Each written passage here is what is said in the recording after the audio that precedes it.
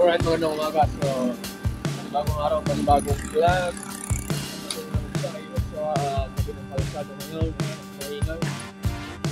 maingay po, maingay.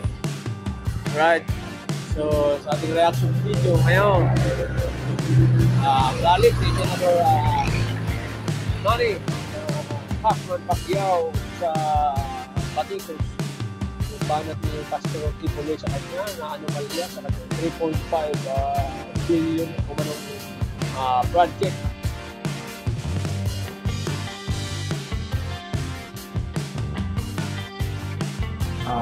Patawarin ako ng Panginoon pero hindi po talaga yung totoong pastor kasi gumagawa siya ng mga fabricated story. Yung video na kinuha nila, yung pinalabas nila, building po yun nung maliit pa, bata pa ako, nung itinayo yun, 1996. Yung building na yun at yung tunay na mga buildings na pinatayo natin ay hindi po nila kinunan, hindi po nila pinakita. Mga bagong building po. At yung 3.5 billion po, hindi po yan doon sa Sarangani.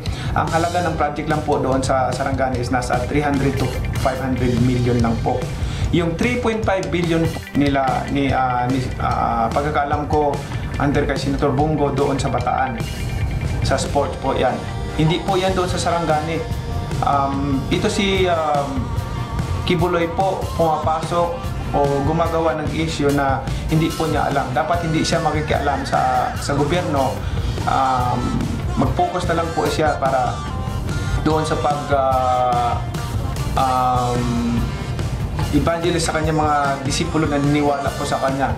Hindi po tama yung ginagawa niya at yan po ay pananagutan niya sa batas at plano ko po na mag-file ng kaso against him dahil po sa kanyang paglabag at gumagawa po siya ng kwento na hindi naman po totoo at yan po ay pananagutan niya sa ating gobyerno, sa batas. Ang ibig ko sabihin, Senator Pacquiao, ay plano mong kasuhan si Pastor Kibuloy? Yes po, magpa-file po ako ng case against him dahil... Ano po ang kaso, Senator Pacquiao? Is it slander? Ano po? Hindi lang po siguro isang kaso pero we will announce po yan paglabas ko dito sa quarantine. At i-formal announcement na announce yan, kasama yan doon at saka pupunta ako mismo magpa-file ng case against him. At desidido na kayo dito, Senator Pacquiao, nakasuhan si Pastor Kibuloy? Desidido na po ako dahil may gobyerno naman tayo at pinagkatiwalaan natin na lahat ng may kasalanan ay idaing natin sa gobyerno at mabigyan sila ng mabigyan ako ng katarungan at parusahan sila ng ating gobyerno. Siguro ang tanong ng ilan ngayon, would that be wise na kasuhan si Pastor Kibuloy given marami po siyang supporters at followers at kung plano po ninyong tumakbo sa mas mataas na posisyon sa 2022, baka ang tanong ng ilan yung supporters, kailangan nyo pa ba ng kaaway?